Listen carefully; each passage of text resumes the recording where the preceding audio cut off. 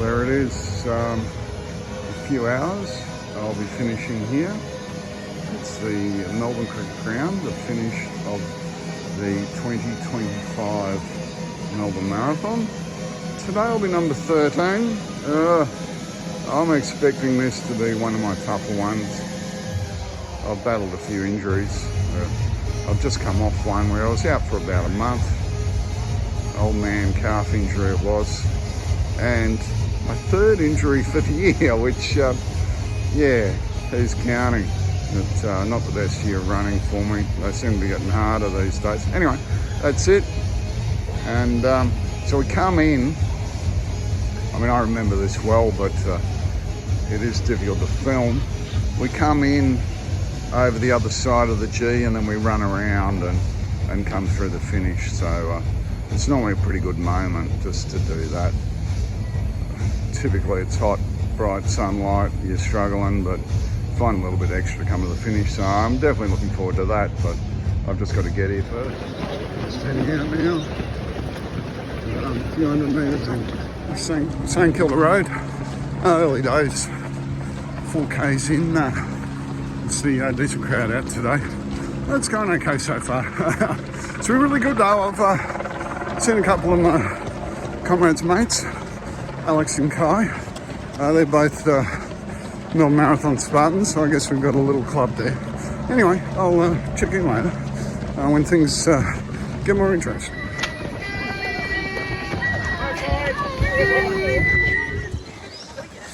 Okay, well, coming through Albert Park area now, about 9Ks. So this is like a reunion run for me. I keep seeing people I know. Saw Big Mick, who I first met on Comrades back in 2018. Ended up sitting on a plane next to him from Cape Town, 2019. But anyway, and I talked to another Comrades runner, and my mate's sister, who's a blue Spartan. So just catching up with all sorts of people I know. And it's early days now. I'm going okay so far, so we'll see what happens. 16K in. We're down the beachfront now, but we're heading into the wind. There is, it's not brutal, but it is noticeable. And fortunately, 3K's along. We will turn around and come with it. Okay, Beaconsfield Parade. I'm still in front of the 4:45 pacer. It's actually going all right at the moment. With the wind, which doesn't hurt.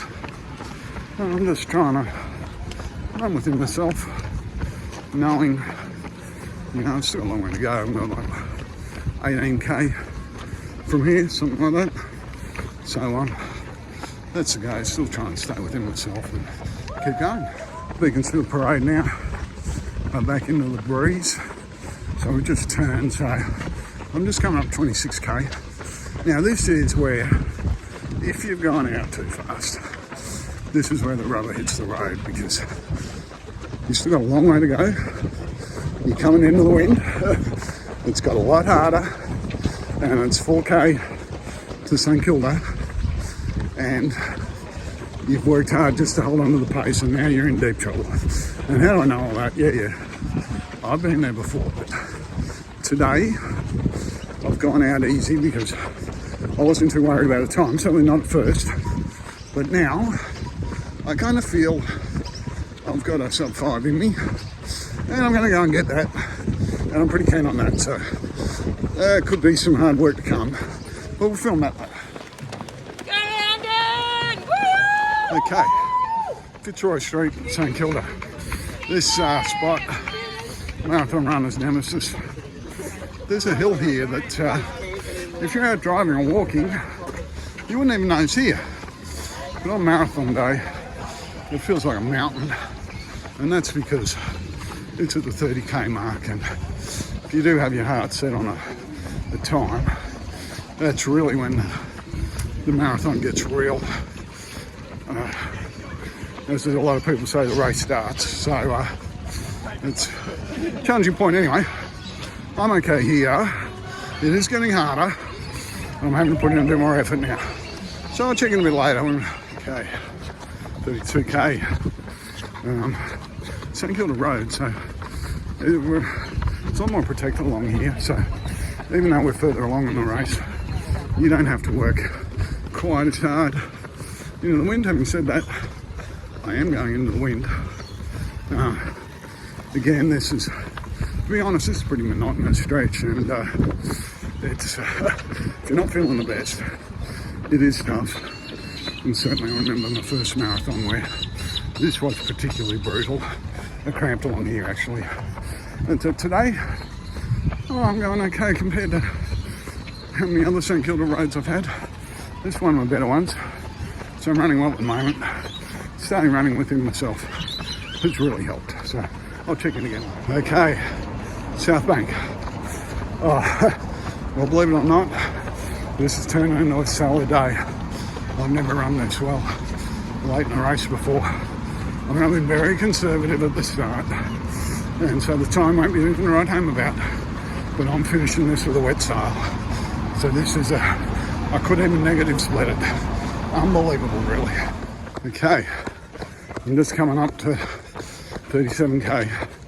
Just come through the last of the two hills in this race, which I mean, they aren't much to write home about, but trust me, when you run a marathon, a hill late in a race is something.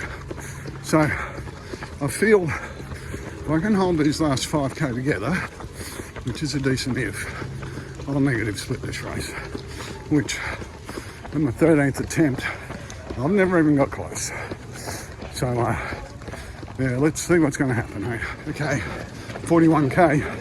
GPS died because I forgot to charge it last night, which is a bit silly. I'm passing a lot of people here. It's hard work, but I'm going all right. So just a K to go, basically. Well, I'm here. I can't believe it. I've run a massive negative split there. The GPS has died, but I think I've run something like a 4:37, which is just ridiculous. Obviously, I went out conservatively, but I've never to finish like that. That's incredible. So you can see I've just crossed the line here. That is, I can't see. I need to go over here and then get my bearings, find out where the Spartans are. You get my Spartan photo. But I ran like a Spartan. I did honour to the Spartans club today. So how's that? So that was my 13th Melbourne Marathon. I ended up running a 4:36, which meant I did a 5-minute negative split, which in perspective, I've never done a negative split at all.